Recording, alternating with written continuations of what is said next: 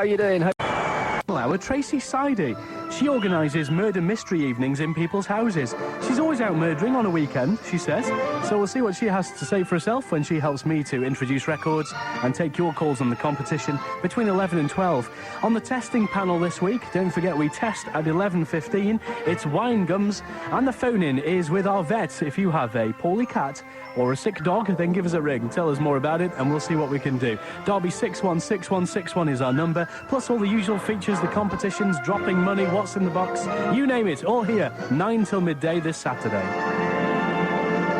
Vicar of Whitwell. What's a weed? It's a flower growing in the wrong place.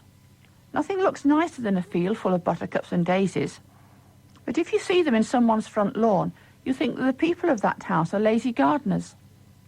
In the church grounds, they look downright untidy. When we see them growing in places like that, we pull them up. Otherwise, there will be no room for anything else. There are weeds in our lives, too. That is, things in the wrong place.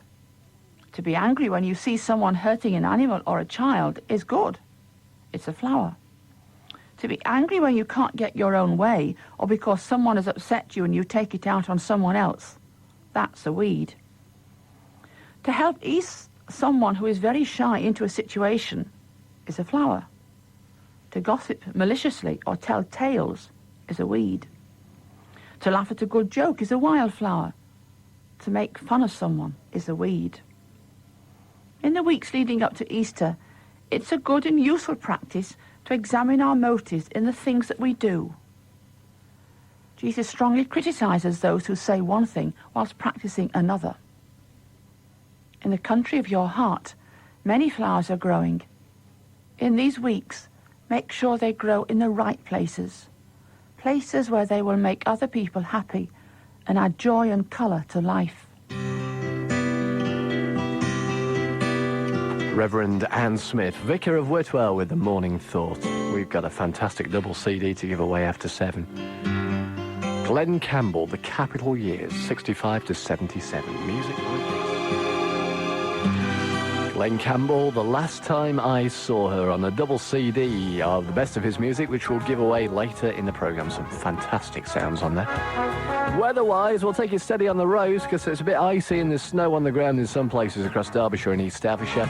2 degrees Celsius in Ripley, 1 degree Celsius in Matlock, 1.5 degrees Celsius in Heanor, in Derby 3.2 degrees Celsius. It isn't very nice out there at the moment. On 104.5 and 95.3 FM and 11:16 AM. Made in Derbyshire and East Staffordshire, this is BBC Radio Derby. The headlines this morning: 7 people die in a house fire in London. A motorist is hunted after he drove at a group of youths in Derby. And the chief beneficiary of a dead Derbyshire millionaire says he's relieved that a criminal case is dropped.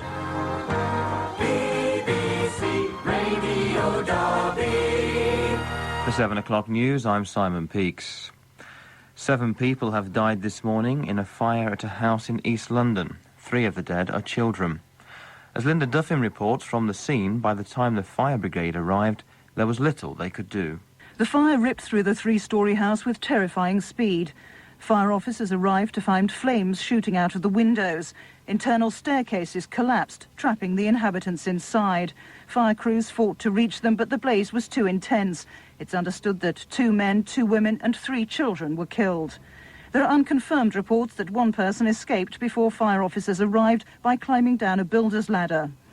The house in a quiet cul-de-sac in northeast London is gutted, its roof destroyed and the upper rooms open to the sky. The road is sealed off as police and fire officers investigate the cause of the blaze. 2 teenage men have spent the night in hospital after a car twice drove at them and friends in Derby following an argument between 2 groups. The vehicle mounted the pavement on Collier Street at 20 to 3 this morning. PC Robert Skinner, who's from the police's traffic department, says the driver of the car meant to cause injury. This vehicle has turned around and driven at this group of youths, mounting the pavement, and actually collided with 2 of these lads who've sustained injuries. One lad's received a head injury and the other lad's got an injury to his arm. The vehicle's then driven off. and we believe turned around and come back again at the remainder of the lads in this group. But fortunately on that occasion, nobody sustained any injury, and then the vehicle was driven off from the scene. The chief beneficiary of a Derbyshire millionaire found dead in his garage says he's confident the truth will come out. It comes after a decision not to bring any charges in the Lawrence Dabbs case. John Atkin has more details. Mr Dabbs was found dead in his fume-filled car in the garage of his home in Hena Road at Ilkeston. An inquest subsequently returned a verdict that he was unlawfully killed, but the Crown Prosecution Service yesterday said there was insufficient evidence to bring charges against anyone. Mr Dabbs's neighbour, John Hart Jr., who was left £1.4 million in his will, says he felt incriminated. He says the CPS decision has come as a huge relief. In many ways, I am delighted with the what's happened. Simply the CPS is saying that is the end of the matter. I've always believed that anyway. It's the first step, I think, now to actually proving the innocence. Mr Hart's still seeking a judicial review of the inquest verdict when he believes the truth will emerge. A favourable verdict would free him to collect the money left to him by Mr Dabbs. Health teams in Wales are continuing a mass vaccination programme of more than 1,500 pupils and staff after an outbreak of meningitis at a school in Monmouthshire. 2 boys, aged 12 and 13, are said to be recovering in hospital. Tests are being carried out on a 3rd pupil. Health officials say the cases are not connected to an outbreak of meningitis in South Wales last month, in which 3 people died. In Cumbria, health officials want people to continue to look out for the symptoms of E. coli, which is mainly diarrhoea, as more cases are expected. 30 people have been treated so far. 3 of the victims are seriously ill. A scientist who was suspended from his job after he spoke to the media about his research on genetically modified food says he's actually in favour of the technology. Dr. Arpad Pustai claimed last summer that his work showed that a genetically engineered potato stunted the growth of rats and depressed their immune system. At the time, his work was not verified by other scientists and was seized upon by those campaigning against the introduction of GM food. Speaking exclusively to the BBC, Dr. Pustai said the technology could be made to work, provided proper tests were carried out. BBC Radio Derby News, the time is 7:05. An American documentary programme says it has evidence which casts doubt on the conviction of Louise Woodward. A doctor interviewed by the programme believes Matthew Eapen died from being strangled rather than from being shaken and struck on the head as previously suggested. Louise Woodward's lawyers have said they'll be looking closely at this new interpretation of the evidence. From New York, Jane Hughes reports. The timing of Matthew Eapen's fatal injuries was central to Louise Woodward's conviction.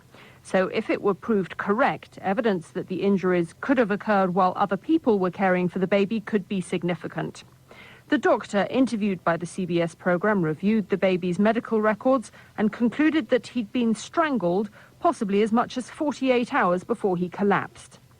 During the trial, neither prosecution nor defence witnesses made any suggestion that Matthew Eapen may have been strangled. Louise Woodward's lawyers say they'll be examining the new theory closely, but one of the prosecutors said it made no medical sense. The bodies of 4 Britons killed by rebels in a national park in Uganda have arrived home. They were put on a plane late last night, with the remains of 4 other foreigners who died in the attack. The Ugandan government yesterday sent a letter of condolence to the families of the dead. Back home, people campaigning for traffic calming measures on a road in Derby look likely to lose out. 100 people in Littleover signed a petition asking for something to be done, but the City Council is likely to reject many of their requests. Anna Holford reports. People living in the Havenbolt Lane area of Littleover presented the petition to the council in September last year. They claim the number of cars and lorries using the road has increased and that drivers often break the speed limit. Campaigners asked for traffic calming measures and a zebra crossing to make it safer for children walking to school. After a series of investigations, Derby City Council has decided that a crossing isn't necessary. The council says the road isn't as dangerous as people think it is. Instead, the council's proposing to put up clearer speed limit signs and notices warning drivers that there may be children playing. Tesco has also agreed to tell its lorry drivers not to use the road on their way to its Mickleover store. Today marks the 100th anniversary of the aspirin. To celebrate the event, Bayer, the company which invented the drug, will use 50 climbers to convert a 400-foot block at its German headquarters into a giant aspirin pack. Nowadays, few homes in the developed world are found without a packet of bottle or pills, which can be used for everything from headaches to growing cucumbers. And new benefits of the drug keep being discovered. 2 years ago, a study said that aspirin could help people who'd suffered heart attacks. On to sport, and Derby County will aim to do what they've failed to achieve in 23 years, reach the semi-finals of the FA Cup. To do so, they must overcome the reigning holders Arsenal at Highbury. Pam Steele looks ahead. Jim Smith has a couple of injury problems ahead of the match this afternoon. Tony DeRigo, who's suffering with a back problem, trained yesterday and could be within a chance of playing, but Horatio Carbonari is the main doubt with a pelvic strain. Jim Smith says today is his side's best chance of progressing to the semi-finals, and the Rams skipper Igor Stimac agrees. We got nothing to lose here. Arsenal are clear favourites in this game, so there is nothing we can lose. We have to go there to Highbury, play a nice and easy game, defend well and try to wait our chance. Arsenal will be without the French midfield trio of Emmanuel Petit, Patrick Vieira and Remy Gard. And a look at the headlines again this morning. The chief beneficiary of a Derbyshire millionaire found dead in his garage says he's confident the truth will come out. It comes after a decision not to bring any charges in the Lawrence Dabbs case. 2 teenage men have spent the night in hospital after a car twice drove at them and friends in Derby following an argument between two groups. The vehicle mounted the pavement on Collier Street earlier this morning. And our main story this morning, 7 people have died in a fire at a house in East London. 3 of the dead are children. BBC Radio Derby News and Sport. The time is 9 minutes past 7. A very good morning to you. I'm David Harvey.